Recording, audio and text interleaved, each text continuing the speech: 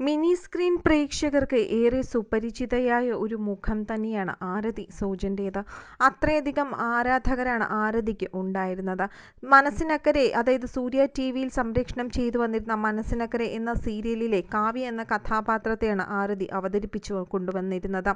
എന്നാൽ വളരെ പെട്ടെന്നാണ് ആരതി കാവ്യ എന്ന കഥാപാത്രത്തിൽ നിന്നും പിന്മാറിയത്.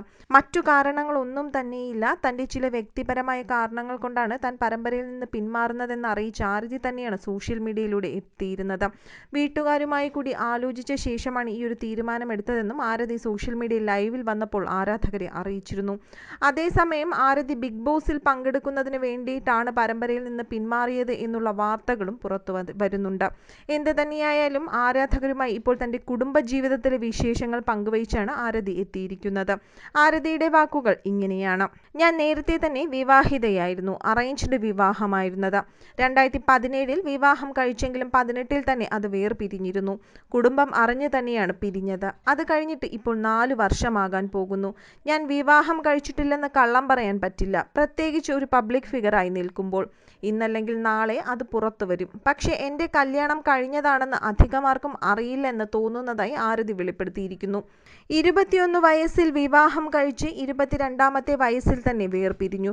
അത് വീട്ടുകാർക്കും അറിയാം. ഇതേക്കുറിച്ച് അറിയാത്ത എല്ലാ പേരോടുമായി ഞാനിത് പറയുകയാണെന്നും ആരതി വ്യക്തമാക്കി.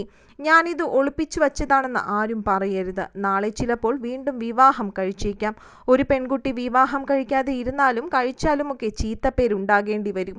എന്നിരുന്നാലും ഉടനെ എന്തായാലും വിവാഹം ഉണ്ടാവില്ലെന്നാണ് നടി പറയുന്നത്.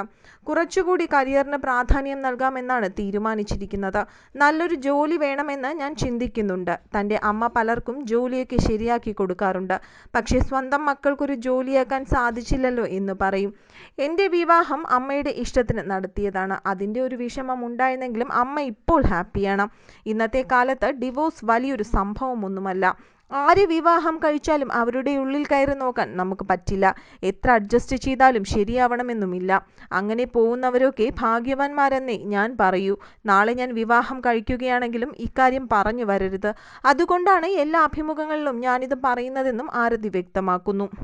അതേസമയം ആരതി വിവാഹം കഴിച്ചതാണെന്ന് കണ്ടാൽ പറയില്ല, ചെറിയ കുട്ടിയെപ്പോലെ തോന്നിയെന്നാണ് വീഡിയോയ്ക്ക് താഴെ ആരാധകർ കമന്റുകളുമായി എത്തിയിരിക്കുന്നത്.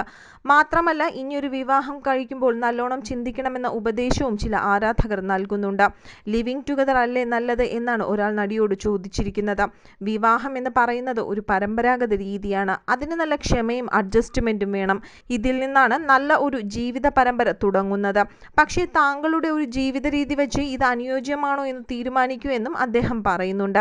എന്ത് തന്നെയായാലും ആരതി വിവാഹം കഴിഞ്ഞു എന്നറിഞ്ഞതോടുകൂടി നിരവധി ആരാധകരാണ് ആരതിയുടെ ഈ വിശേഷങ്ങൾക്ക് താഴെ കമന്റുകളുമായി എത്തിയിരിക്കുന്നത്. കാവ്യ എന്നുള്ള ആ ഒരു കഥാപാത്രത്തിൽ നിന്നും ആരതി പിന്മാറിയതോടുകൂടി ഇനി എന്നായിരിക്കും ആരതി തിരിച്ച് സ്ക്രീനിലേക്ക് എത്തുന്നതെന്നും ആരാധകർ അന്വേഷിക്കുന്നുണ്ട്.